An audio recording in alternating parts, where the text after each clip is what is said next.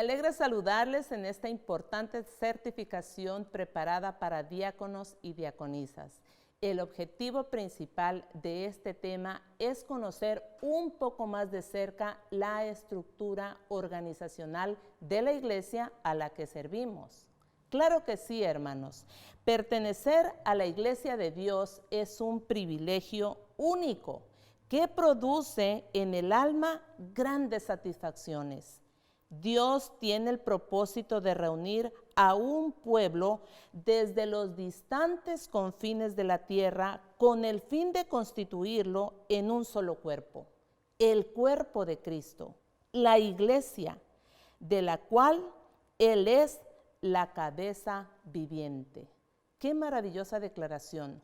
Miren, todos estos pasajes que vamos a estar compartiendo con ustedes fueron extraídos del manual de iglesia. Sientan toda la tranquilidad porque el manual de iglesia está fundamentado en la santa palabra de Dios y también en el espíritu de profecía. Qué hermosa declaración, ¿verdad?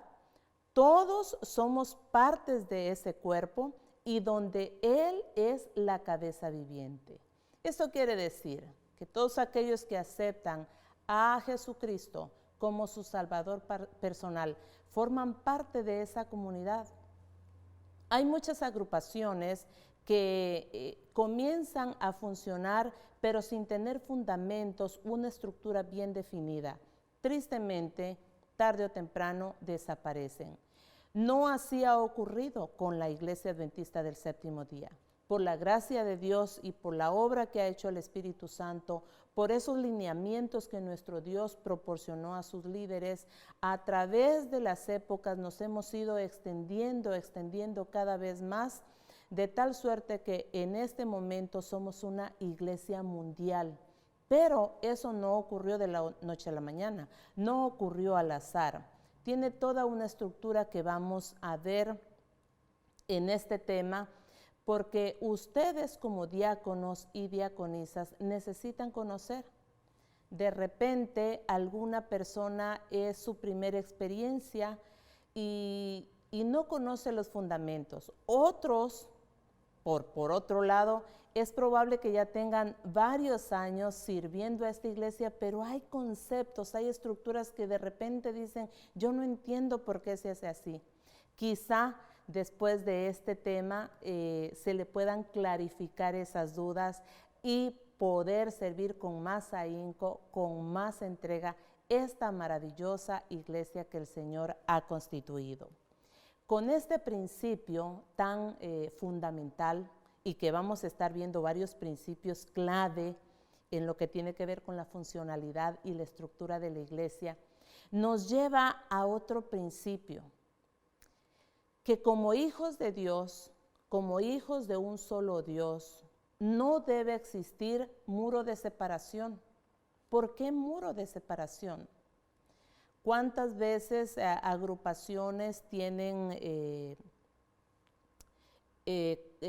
principios o reglamentos selectivos, pero el Señor vino a derribar todo tipo de separación, de tal manera que tanto el pobre como el rico, el libre como el esclavo, el hombre o la mujer, no haya ninguna razón, ningún muro que nos separe, no solamente entre nosotros, sino también con nuestro Dios. Este principio nosotros lo podemos ver en diferentes partes de la Biblia, como lo es en Juan, Lucas, Mateo, Gálatas y otros pasajes, que nos dejan bien claro que los que estamos en Cristo no permitimos que barreras como la raza, el sexo, el estatus socioeconómico, cualquier otro motivo nos separe, sino que nos unamos en una comunidad de confraternidad donde nos apoyamos mutuamente, donde nos levantamos al caído y le animamos para que siga adelante. Esas características de la iglesia naciente tienen que prevalecer hasta el día de hoy. Es el plan de Dios, es su propósito divino. porque tampoco dice debe haber entre los profesos seguidores de Cristo preferencia alguna de casta, nacionalidad, raza, color, porque todos los hombres son de una sola sangre. ¡Ay, qué maravillosa declaración! ¡Qué hermoso! Que ninguna persona se sienta menos en la iglesia, que lo hagamos sentir tan especial, tan único, porque forma parte de esa gran familia, la familia de Dios. Esta gran hermandad es una característica distintiva de la Iglesia de Dios, considerada en un mismo plano de igualdad a la vista de Dios. Así es. El Salvador tiene un amor ilimitado por cada ser humano. Ese amor es el que ellos deben conocer, pero con nuestro ejemplo, porque para que ellos conozcan el amor de Dios, han de verlo primero en sus profesos seguidores. Ay, mis hermanos, viene otro principio muy alentador, muy inspirador también para esta servidora y yo creo que también para ustedes. Y es que la iglesia de Dios no es una iglesia perfecta, que no tiene defecto alguno, que desde que entregamos nuestra vida al Señor, todo va a marchar sobre ruedas. Muchas personas se desaniman porque al entrar a la iglesia ven hipocresía, ven chisme, ven gente apática, incluso ven gente que roba, porque la iglesia no es una comunidad de personas perfectas. Claro que no. A pesar de eso, es el objeto supremo de la consideración de Cristo. Qué maravillosa declaración encontramos en Testimonios para los Ministros, página 37. Los que están al servicio de Cristo y son llamados al liderazgo deben cuidar de la iglesia. Testifico a mis hermanos y hermanas que la iglesia de Cristo, miren, por más debilitada y defectuosa que pueda ser, es el único objeto en la tierra al cual Él concede su suprema consideración. No dice su suprema indulgencia, no dice su suprema que le tapa los defectos, no, pero dice que es el único objeto en la tierra por el cual tiene especial consideración, se compadece de sus debilidades y está dispuesto para acudir en su ayuda en el momento que su iglesia clama. Esto nos debe alentar a nosotros como líderes a no proferir crítica alguna, no solamente sobre los líderes, sobre los dirigentes de las instancias superiores, sino también sobre los líderes locales, sobre los ministros de la iglesia, porque no son personas perfectas, son personas que están en la lucha, en la búsqueda de la perfección, y en esa búsqueda nos caemos, pero ahí está la hermandad, la iglesia que forma parte del cuerpo de Cristo para levantar a su hermano, para garantizarle que la gracia aún está vigente, que puede acudir a los brazos del Salvador, arrepentido, suplicando su perdón con la certeza que van a ser borrados sus pecados. Claro que sí, este principio no debemos olvidarlo, debemos recordarlo. Cuando alguien se levanta y critica, cuando alguien señala que los recursos no son usados como él considera deben ser usados, cuando alguien abandona las filas porque dice que la iglesia es una bola de malvados, y usted dígale, sí, así es, porque están buscando esa perfección, estamos buscando esa perfección, pero repásele este pasaje inspirado y que quedó para nuestra enseñanza y para nuestro consuelo.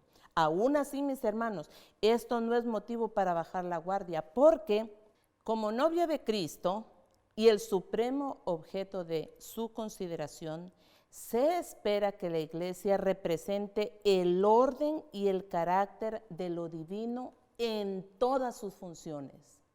Miren que este principio es un principio categórico, porque dice en todas sus funciones. tanto estructurales como disciplinarias, como de nombramientos, como en sus programas, se espera.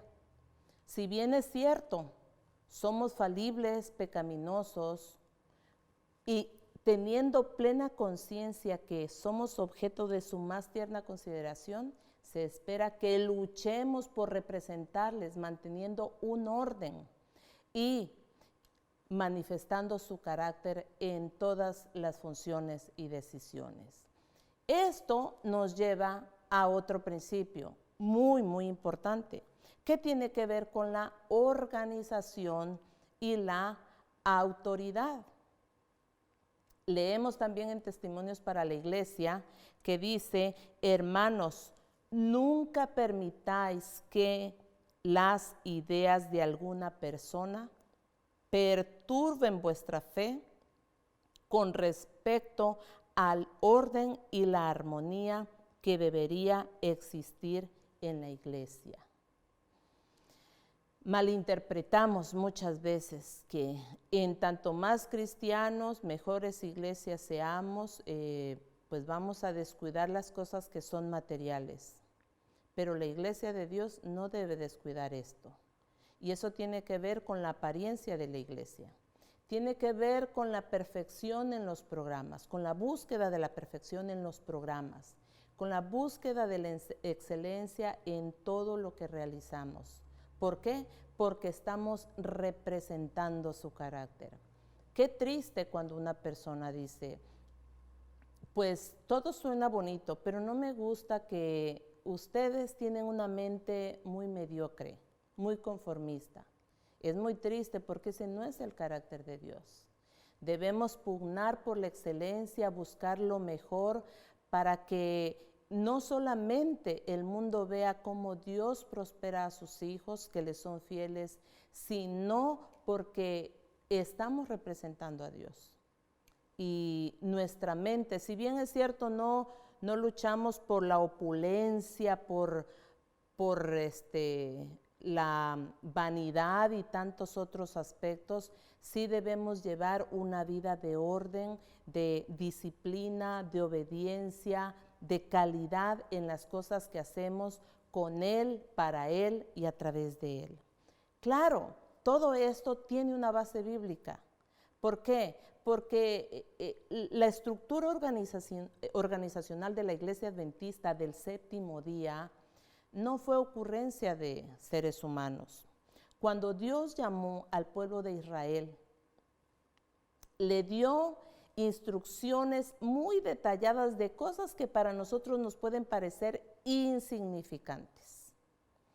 Reglamentos y leyes de higiene civiles, religiosas, económicas, familiares, de todo tipo. Cuando Él los escogió como su pueblo peculiar, era porque a través de su vida, de una vida bien organizada, bien estructurada, iban a ser un ejemplo, una influencia y un testimonio para los otros pueblos vecinos.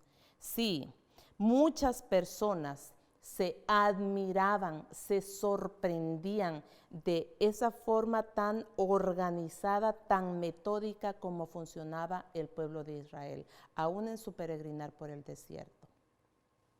Poco a poco, esta forma, estas leyes que Dios otorgó fueron descuidándose y lamentablemente incurrieron en errores, en fallas que fueron objeto de burla para los pueblos vecinos. ¿Quién quedó mal? El nombre de nuestro Dios. Pero Él había puesto reglas bien específicas que mientras las siguieron, no solamente prosperaron, sino que el nombre de su Dios era mencionado por otros pueblos y querían saber, querían aprender, querían unirse para que ellos también prosperaran y poder seguir a este Dios de los hebreos. Dios asignó a un hombre humano, a Moisés, para que fuera el líder visible, pero había sido designado por Dios, para que él administrara las leyes que Dios había provisto. Y a su vez, posteriormente se escogió entre los ancianos tribus en consejo de 70 para que asistieran a Moisés. Había jefes también, príncipes que gobernaban sobre las tribus, y bajo estos había jefes de millares, de centenas, de 50 y de 10, porque ante un pueblo tan numeroso era imposible que un solo hombre pudiera atender desde los asuntos más pequeños hasta los asuntos más complejos.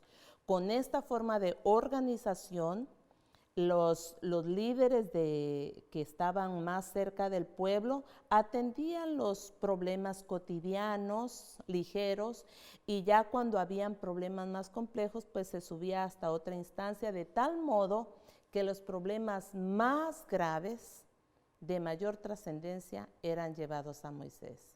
Y el pueblo funcionó de una manera muy precisa, muy eficaz, y a su vez pudieron seguir reproduciéndose y creciendo en número. El Nuevo Testamento también mostró la misma perfección en su organización. El mismo Cristo que formó a la iglesia colocó los miembros de cada uno de ellos en el cuerpo como Él quiso. Sigue resaltando el apóstol, ¿verdad?, que Cristo es la cabeza. El cuerpo es la iglesia. Él que es el principio, el primogénito de los muertos, para que en todo Él tenga la preeminencia. A su vez, a su iglesia proporcionó dones. Y esta es una forma maravillosa, lógica, para que la iglesia funcione. A uno les dio el don de la predicación, a otros el de la enseñanza, al otro del de la sanidad, al otro del canto. Y así todos esos dones unidos llevan una funcionalidad perfecta en la iglesia. Miren, hermanos, cuando una persona recién se convierte, lo primero que debiéramos ayudarle es a identificar su don y cómo, poniendo en función ese don, puede contribuir a la dinámica de la iglesia. Se van a obtener dos beneficios predominantes.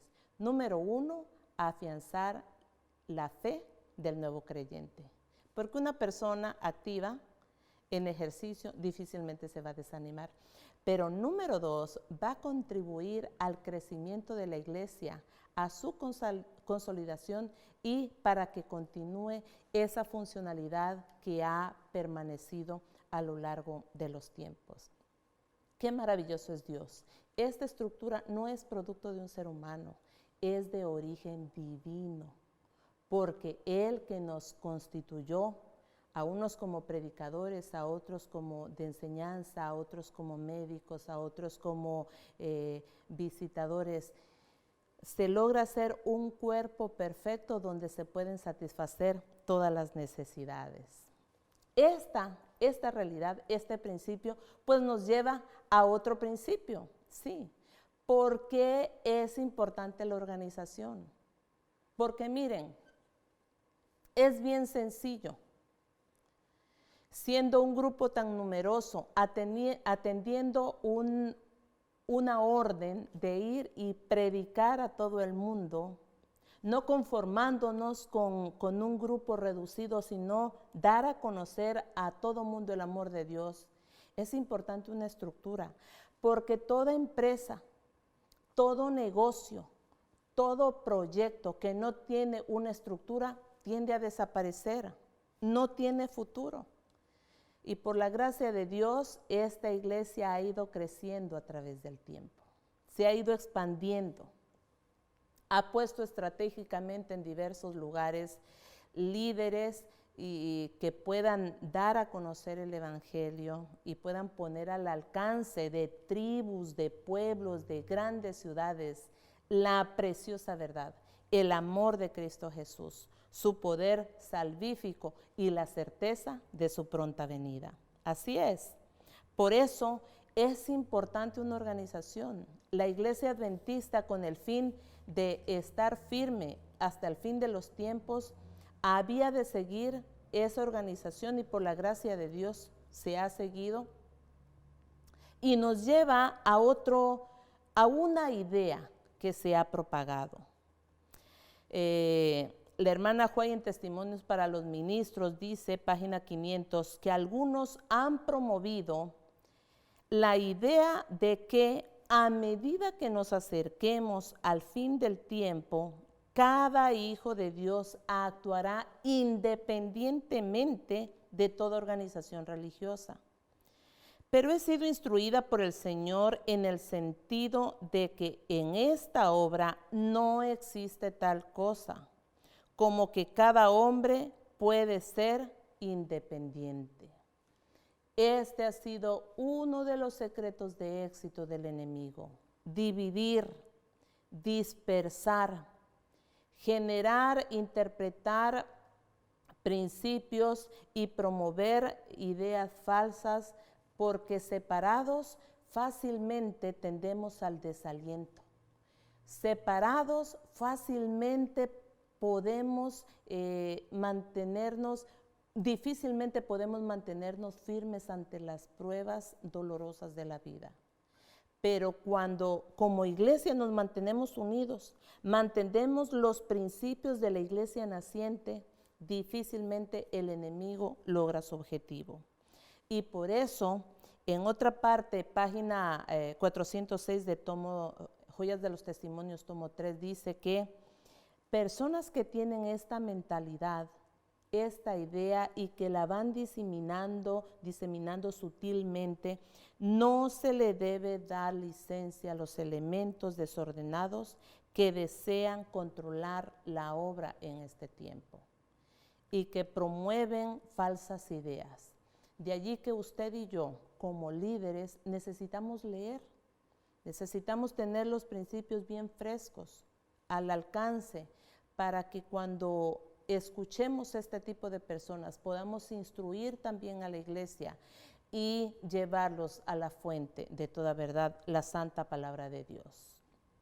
¿Cuál fue el propósito de la organización? Como bien venimos diciendo, sin ánimos de redundar, cuando la iglesia naciente era un grupo pequeño, local, pero a medida que los discípulos y los miembros de iglesia se iban a otras partes para anunciar las buenas nuevas que les había cambiado la vida, fue necesaria una forma de organización que nos mantuviera unidos aún cuando estuviéramos en lugares distantes. No sé si les ha tocado participar de programas de la División Interamericana o de la Conferencia General, pero es tan hermoso y tan alentador que muchas veces ni entendemos el idioma en el que están hablando. Pero nos unen las mismas creencias, compartimos la misma fe, nos guiamos y nos alineamos por el mismo tipo de organización.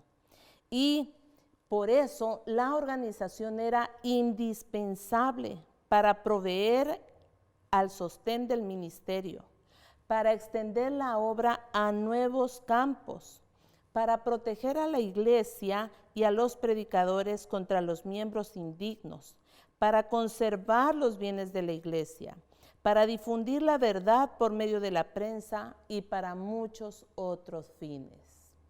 Con la finalidad de tener lugares para reunirnos, se comenzaron a erigir templos, a invertir en adquirir propiedades donde adorar a Dios, donde reunirnos como iglesia, porque la confraternidad, el adorar juntos cada sábado, cada miércoles, cada domingo, va estrechando nuestros lazos, nos va confirmando en la fe y somos un testimonio para las personas que están a nuestro alrededor.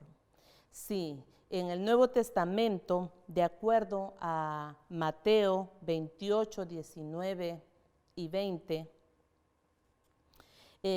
vemos que la comisión que el Salvador le dio a la iglesia de llevar el evangelio a todo el mundo comprendía no solo la predicación del mensaje, sino asegurar el bienestar de quienes lo aceptaban. Esto implicaba dar atención pastoral, proveer un lugar de acomodación para el rebaño y también resolver los problemas de relaciones humanas.